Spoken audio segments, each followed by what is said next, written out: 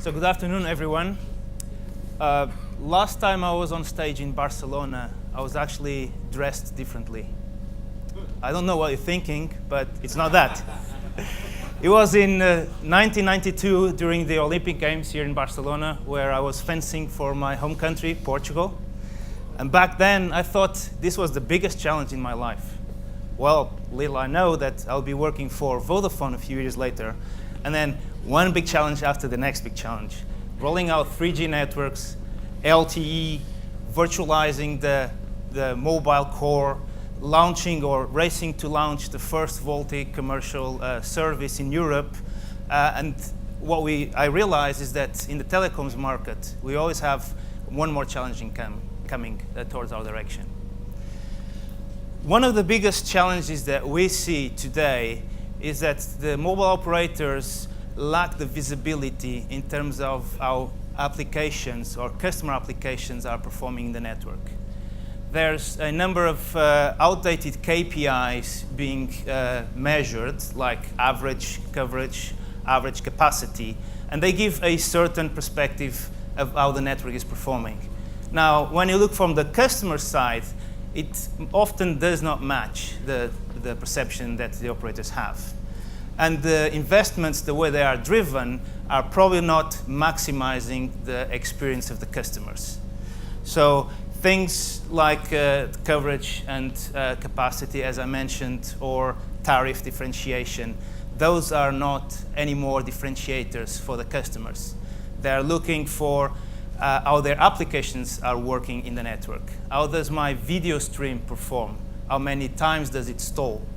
How many times do I need to refresh my browsing session to get it on my phone? And how fast does a social media update refreshes? So those are the metrics that are relevant and important for the customers. One way of addressing this challenge is looking at it from the perspective of the edge. From the edge, you have better visibility on what's happening across the different locations and with each of the individuals.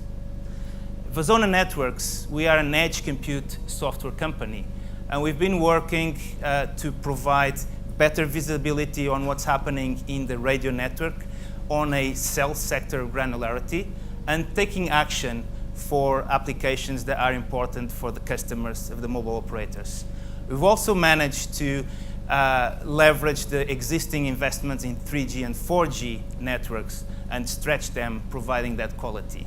We have high-scale deployments across the world, and we've been focusing most recently on video, which is growing massively in the mobile networks, but we also start looking at applications like IoT that require low latency and higher predictability. When it comes to investments, the operators are still using the metrics or the old metrics that provide an average experience. The customers are requiring a different approach. So when we move forward and look at further investments in the network and new technologies, we need to look at what applications are going to be used. Where am I going to put my investment? How can I maximize my investment to get the best return on customer experience? So this is how we should be looking moving forward. Now, 5G is around the corner. There's a promise of a faster, smarter, more reliable network, which is also capable of addressing new use cases that have more complex requirements. However, it's going to take a few years until we get to a large scale of a 5G network. And meanwhile, there are opportunities to start changing the approach on how we invest and which technology we invest in to get a better perspective of customer performance, application performance, and improve investments in that area. One example is the ETSI, multi-access edge computing activities, which are defining standards today to deploy applications at the radio access networks at the edge of the network. And this enables to continue improving applications like time-sensitive applications on already existing 3G and 4G networks, but also to experiment new applications like IoT. With that, you can provide a foundation towards a 5G architecture and the ability to improve already today the customer experience, but also experiment what are the use cases that are relevant and where the 5G investment should be targeted from the beginning.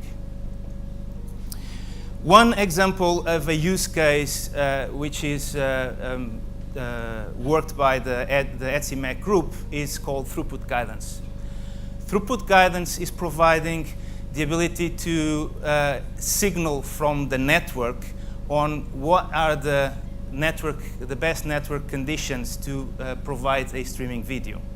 What I mean is there's the ability to suggest what is the best bit rate considering the network conditions at that particular time. So you see the difference here between a session which is served with throughput guidance versus a session which is not served with throughput guidance. Without throughput guidance, you could be driving through an area which has a peak of congestion of 1 or 2 seconds, and that impacts video immediately. If you're signaling what is the best bit rate that the stream should be performing at that time and adjust that to the network conditions, you can actually provide the best video quality and avoid the video to stall, and this is one of the important elements for the customers. At Vasona, we have in our platform, we have an application. We call it Guided Video Rate. We've been working with one of our customers and a content provider, bring them together and make the experience of the customers better, which is, in the end, I would call it a win-win-win situation. So the operator wins because providing a better user experience. The content provider wins because there's more videos with more quality being served, and the customer in the end wins because they really want to watch this video with the highest quality.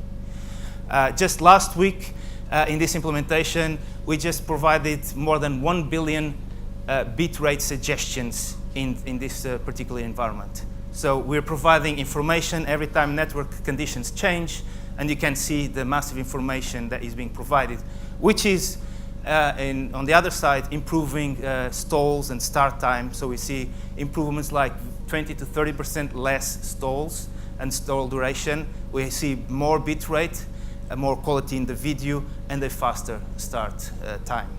So these are things that can already be provided today, and they are applications that can leverage the 3G and 4G networks and prepare 5G, because video is a good example. We now have HD moving to 4K, and then we have virtual reality, augmented reality, and there's a number of other applications that will come in this direction. So it's a good example to do the transition from 3G, 4G towards 5G investments. So our message is, when you look at 5G investments, start building platforms today that support those investments in the future, and platforms that allow you to address the different needs of the customers. There's a number of use cases already today where people are looking for mobile networks to support. Now, we might not be able to achieve today already the very low latency of a 5G network, but we can definitely cut latency by adopting MEC platforms and applications that run on MEC platforms. Put the customer at the center of the investments, making sure that you get the highest return on that investment from a customer quality of experience perspective, and get a head start to 5G. Thank you very much. If you have more questions, we have a booth on Hall 6 around the corner, and happy to answer your questions. Thank you. So I think we have time for a quick question. Yep, sure. It won't be about fencing. It might be. I don't know enough to ask a good question. So you talked a bit about what you guys are doing, or how we need to be thinking about the customer experience. How does someone operationalize that today, if they're looking to do that, right, to get ahead of 5G? Mm-hmm. What do they do to implement this today? How easy, hard? Is it something, do we think about this only as a 5G solution and we need to wait? What does someone do today? So I think that today we have the ability to do that. As I mentioned, so there are some platforms and capabilities. It's more of a structural and organizational perspective. So you need to bring the customer experience to the center of the discussions. You need to bring the business and the network planning teams together, and you need to look at it from an end-to-end perspective. rather than looking at it from segments, radio, core, transmission, and so on. So I think there's a big opportunity. I think it's more of a transformational element to the organization of the mobile operators than the technology itself. The technology is there. It's just a question of the business will. Exactly. Thank you very much. Thank you. Thank you.